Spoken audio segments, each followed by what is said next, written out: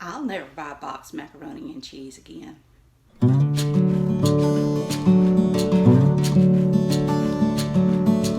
Hi, I'm Susan. Today I'm going to show you how to make stovetop macaroni and cheese. I do two macaroni and cheese. One is just a creamy stovetop version that's real quick and easy. I haven't bought boxed macaroni and cheese in years.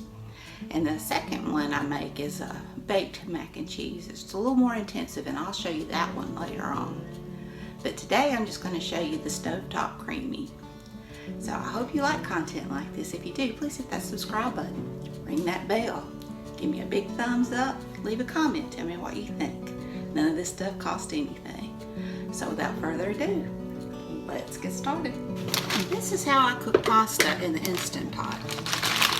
First of all, I find out how long it takes to cook, and it says for firm. I usually like the firm, and it says 11 minutes, so I divide that in half, and I usually go up, so I'll cook it for 6 minutes in the Instant Pot.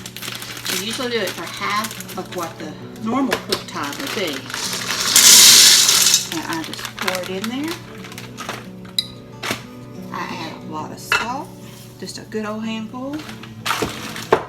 And then I cover it with water. So you just want it to be good and covered.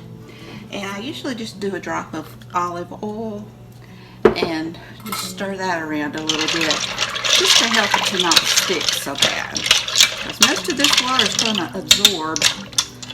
You just want to make sure everything is immersed underneath the water. And then you don't have to worry about draining it.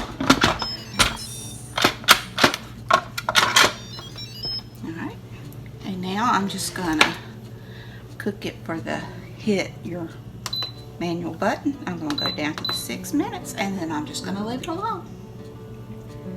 And that's all there is to pasta. Okay, I'm gonna cut my pan off, and I'm gonna put in 1/4 cup of butter. And I'm gonna let my butter's melting. I've got about 10 ounces of processed cheese like Velveeta, and I grated a cup of cheese. You can use whatever you like. This is Colby Jack, and I've got my Instant Pot going with the pasta, and now I'm just waiting for the butter to melt. And I've got 1/4 cup of all-purpose flour ready to go. I've got 2 cups of whole milk and about maybe a half to a cup of heavy cream. And I'm getting my seasonings, which is salt, pepper, mustard, dried mustard, and seasoned salt. Okay. And I'm just waiting for the butter. It's almost melted. And this is the best whisk for like making your sauces and stuff. I will list it down below in my Amazon affiliate. If you buy through that, I get a small commission, so I really would appreciate it. But even if you don't, it's a great thing to have.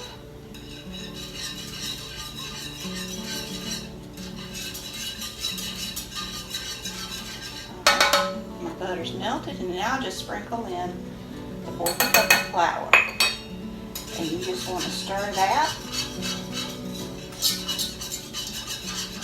You want to cook out that raw flour taste. You don't have to brown it, but you do want to make sure it's cooked. And this goes really quickly. You know, to me, the taste is so much better than a box of mac and cheese, and it's not that hard. It does not take that much more time. Most of your time is in your cheese, actually.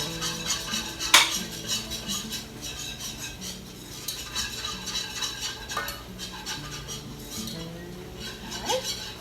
And now I'm just going to whisk in my milk and cream.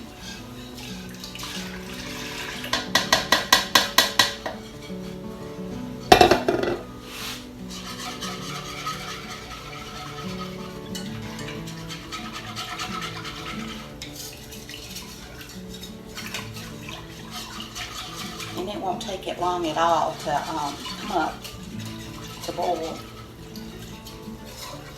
It's not so much a boil you want, you just want it to get thick. And you do want to stir it pretty constantly because it will scorch on the bottom of your pan if you don't.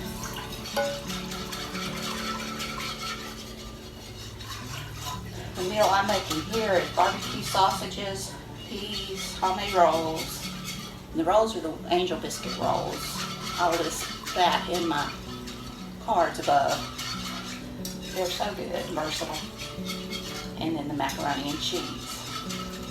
And this mac and cheese is my son Caleb's and my husband Jimmy's favorite mac and cheese. And my baked, we all like them all. But the baked is my son Dylan's and my favorite. And this is Dylan's favorite meal, mac and cheese and the sausages.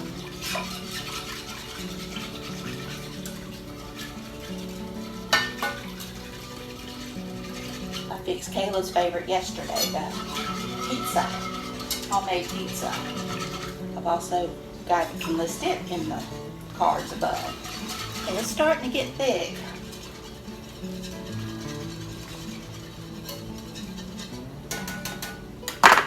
And you know it's ready when you can do that and it stays.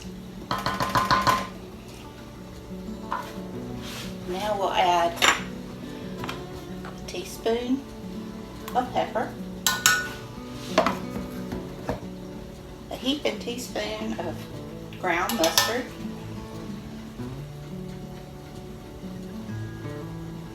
half a teaspoon of seasoned salt, and a half a teaspoon of regular salt. Stir that in, and then add in our cheese. And let it melt. We can cut the heat off now. It won't take it long to melt. And if any chunks don't get melted when you pour in the noodles, it'll finish melting it. And that is all there is to the cheese sauce. And my pasta just has a minute left.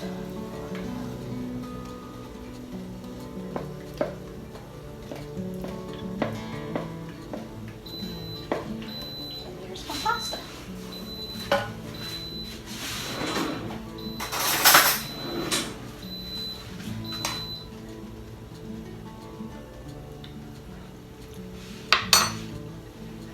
That's good.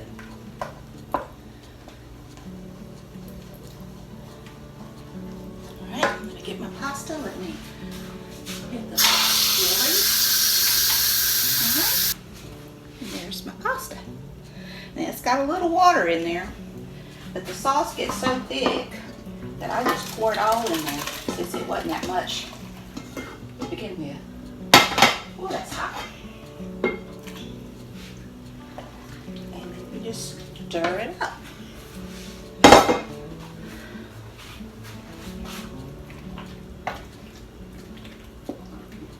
And this will thicken as it stands.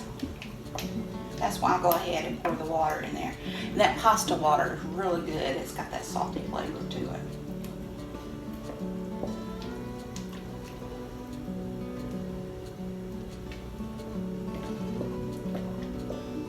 And I will show it to you when we get ready to eat. Here it is. See how creamy it is?